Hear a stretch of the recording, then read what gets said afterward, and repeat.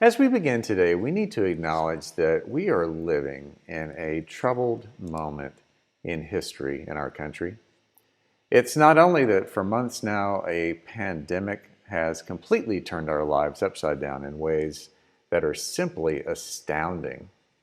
We know that people who've already been marginalized in our society, the poor, people of color, and the elderly, they've suffered the highest rates of infection and death. People who could least afford job loss and economic disruption have been disproportionately affected. We're still in a place of great uncertainty, and we're divided. We're divided over how to balance the need to protect everyone's health with the social and economic impact of attempting to resume some semblance of normalcy.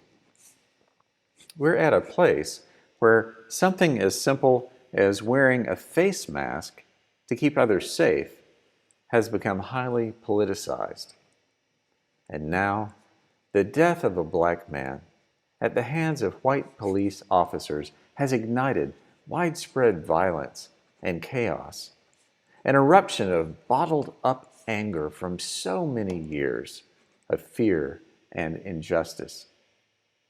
The violence cannot be condoned, but we also know the root causes of it run deep. We're shocked, but we really shouldn't be surprised, because so many problems have not been addressed. So many promises have been ignored and broken. And sadly, but predictably, even how one responds to that is also understood by many as a sign of where you stand on the political spectrum. We're playing politics with an issue that really transcends politics.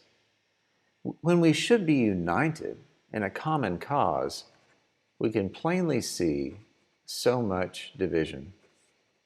So it's challenging, and that's an understatement, to be able to take all that in and not feel a sense of despair. So this is a time for deep introspection and a time for action, for making our voices heard, for letting our elected officials know that we stand on the side of love and reconciliation and healing. It's a time to ask, who are we? And what are our values? How can we gain some inner peace and a sense of sanity while helping restore and create peace and wholeness for everyone? Most importantly, how are we called to act as instruments of God's justice and hope and joy and love? How do we love our neighbor in a time like this? How do we behave on social media and in our everyday interactions? How do we live out our faith? Those are our questions and our prayer. And that is the context of any service like this today. So that's how we're opening our service. We need to be open and honest and talk about what is happening in our country and in our world.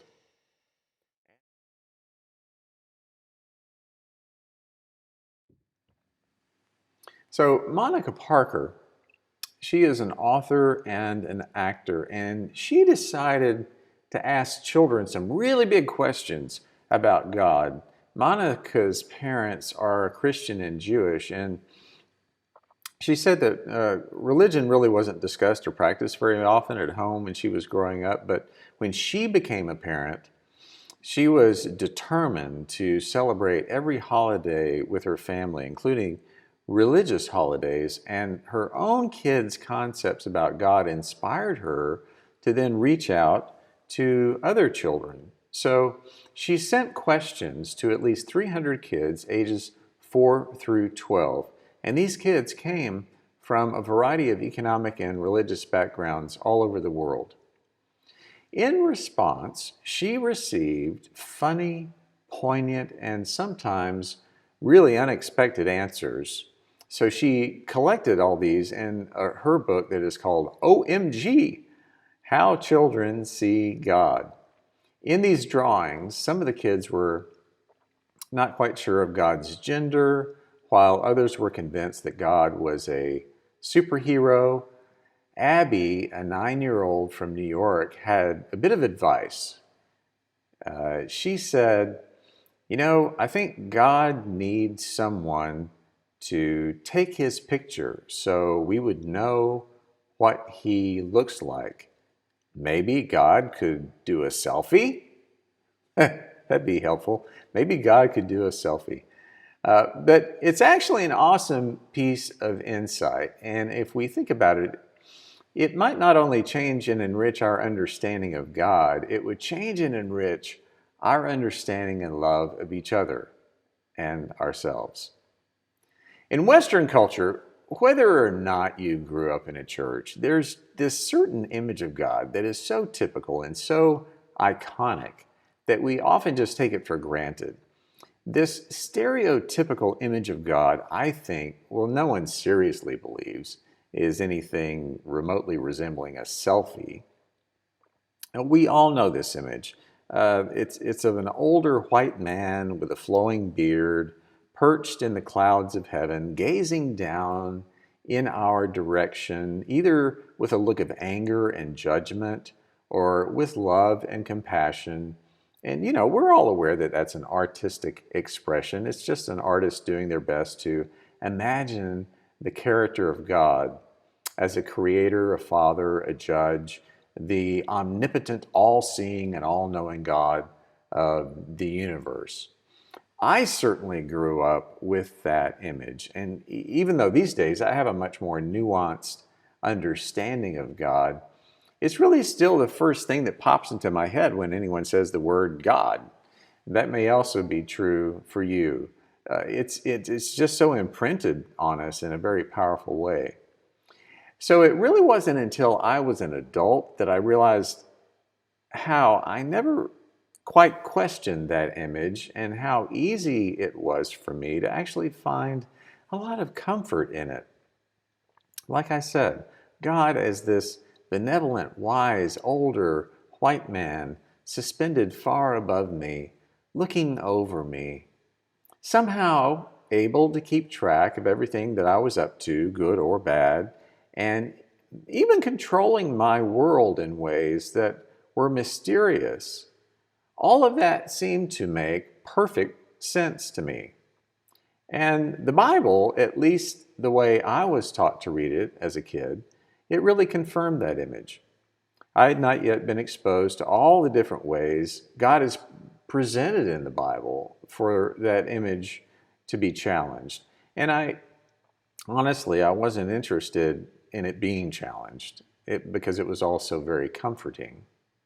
So it was not until later that I realized that there could be some problems with that image of God, problems that really go well beyond how we might imagine what God looks like. For one thing, there's gender. I've known plenty of people for whom the image of God as a loving father, well, it really just doesn't work so well because they've had a really bad experience with their own father. More people out there than you might imagine. So we use the pronoun he so often in referring to God as well as that word father, and that tends to confirm that God has a specific gender, as if that would really matter. It might have made sense to the ancients who composed the Bible over the course of almost 2,000 years in a very, very male-dominated world. But today, does insisting that God is a guy really have any relevance? And race is another issue. The way that God is depicted in classic Western art is inevitably as a white Western European. And it's safe to say the majority of the world's population then and now is neither white nor of European descent. Now, if you're white, it's so easy to identify with that God that we don't really give it a second thought. God's obviously one of us, right? But to anyone who's not of Western European ancestry, that image of God is actually saying something. If you're not white, it's not exactly a warm and fuzzy affirmation of who you are. And it's not just gender or race. It kind of makes sense that God is pictured as being older because God's been around for a very long time, right? And with age comes wisdom. So I kind of get that, although I know plenty of younger people who are far wiser than I am. But I'm really more interested in the idea of geography because God is so often understood as being up there. We even look up sometimes as if we expect to catch a glimpse of God. And that's really a throwback to a very old notion of a separate holy realm, somewhere elevated, somewhere set apart from our everyday existence down here in the nitty-gritty of things. In the Bible and in other traditions, people are always climbing mountains to reach these high places, often shrouded in clouds, to find the answers to life. Church architecture even reflects that. The higher the steeple, the closer your congregation is to God, I guess. And most people's concept of heaven, our afterlife address, where we're fully in God's presence, is that it's suspended somewhere way up there because that's where God lives. So, what is implied in all of that is that we can have this collective sense that God is somehow separated from us. Maybe God's too pure and holy to be polluted by the everyday stuff that you and I have to deal with. And way up there, with a bird's eye view of the big picture, God's better able to keep track of things and manage what happens down here.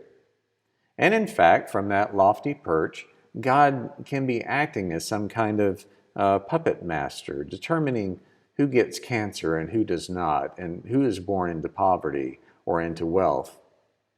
We might even believe that from that vantage point, God punishes us or allows bad things to happen to warn us or to teach us some kind of a life lesson. Do we really believe that? I know some people who do. The reason I think all of this is really important to ponder is that we're missing out on so much when we cling exclusively, at least, to those old notions of God. When we understand God as a judge, or as being far removed from us, while at the same time pulling strings of our lives as if we're some kind of helpless marionettes, what does that say about the freedom that we claim to have to choose our own path in life?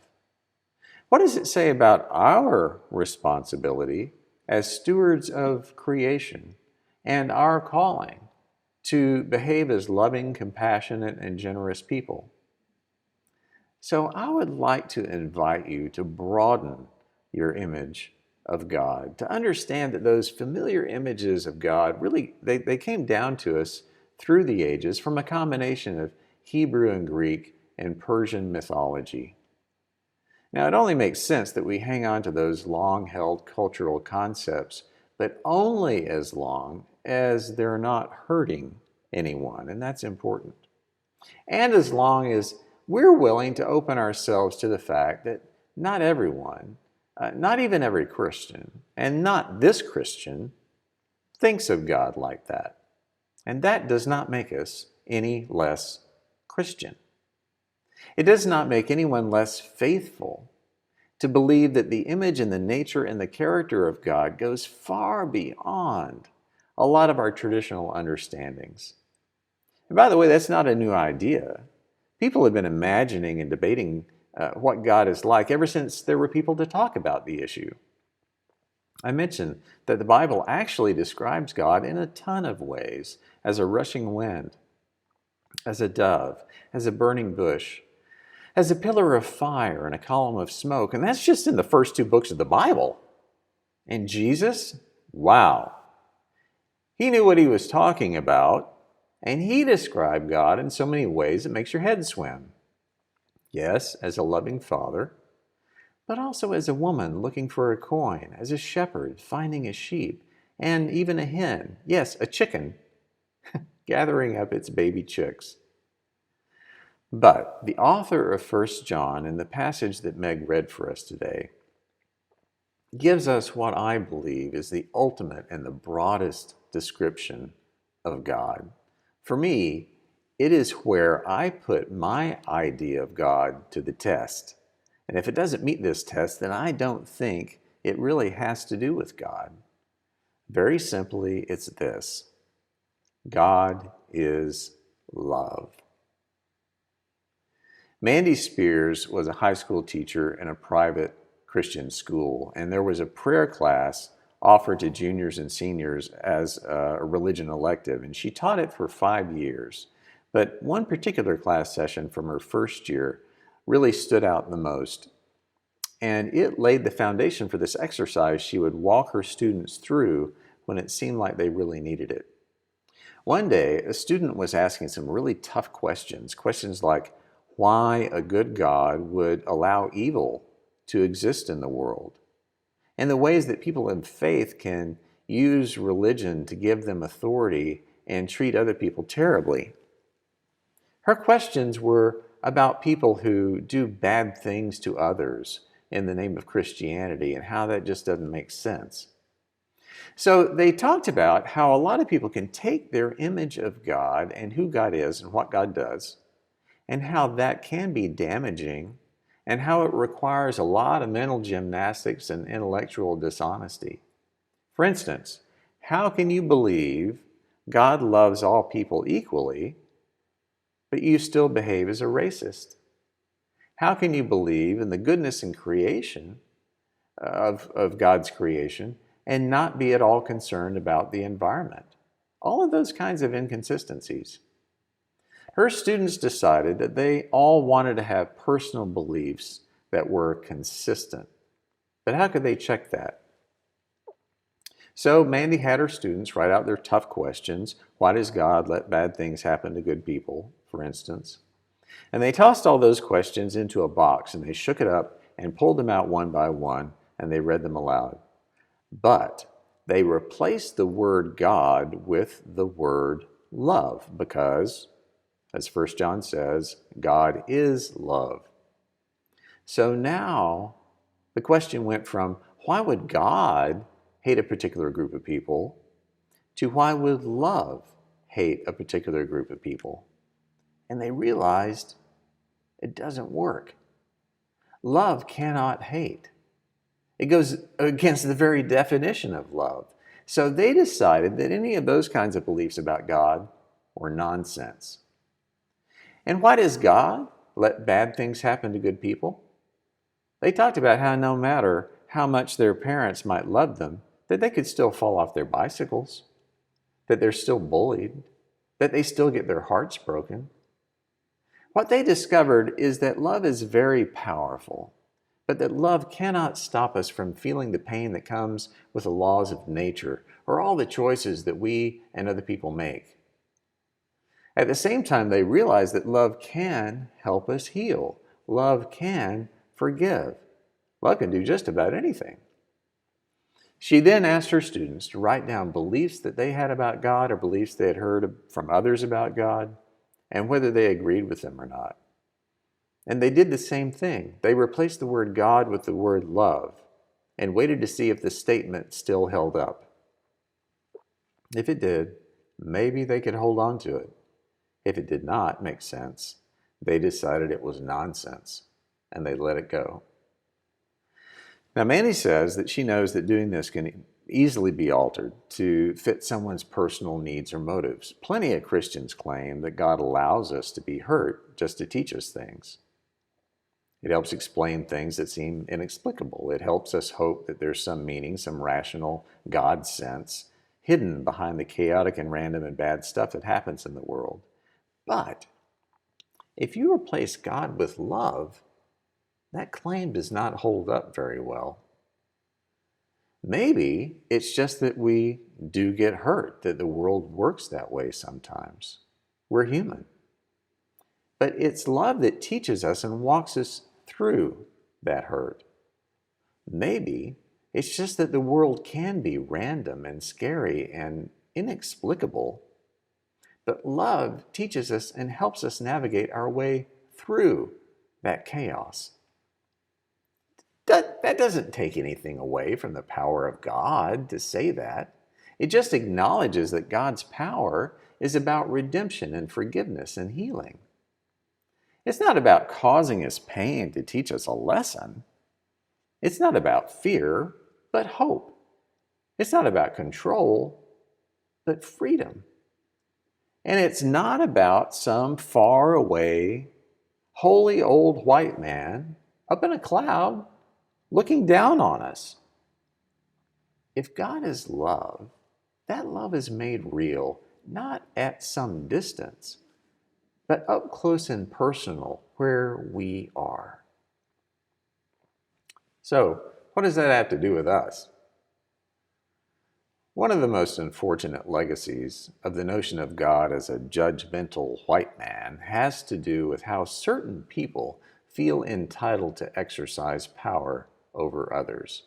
It's linked to the Western European and American conceit of having the right to control and exercise authority over people who don't fit that image, like people of color, indigenous people, women.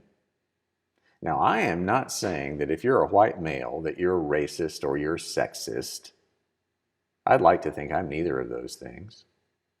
But there's no denying the legacy we continue to deal with, the legacy of colonization and slavery and institutional racism and violence. The ingrained and poisonous bigotry, the brutalization and marginalization of people who historically just don't have the same rights and power. As much as we talk about African Americans having all the same rights and privileges as white people, we know that that is a lie. If I'm out strolling down my street late one night, minding my own business, few people looking out their window will notice or care. If an African American man does that, there's a really good chance someone's going to call 911. We know that to be true. And let me be clear, I am not the least bit antagonistic toward law enforcement. My stepson is a former police officer. But we also know, there are serious problems there that need to be addressed. We know that way too often and for so many years, the color of a person's skin can be a matter of life and death. This past week in Minneapolis, a black man named George Floyd, who is being arrested for passing a counterfeit $20 bill, was choked to death. I'm sorry, but I just can't picture that happening to me under the same circumstances. Things like that, and far too often we see things like that as isolated incidents that don't concern us, so we move along with our lives. Listen to me, they do concern us. They're not isolated. That should be clear as a bell by now. What we are seeing today in the response to the death of one human being, that didn't come from out of nowhere.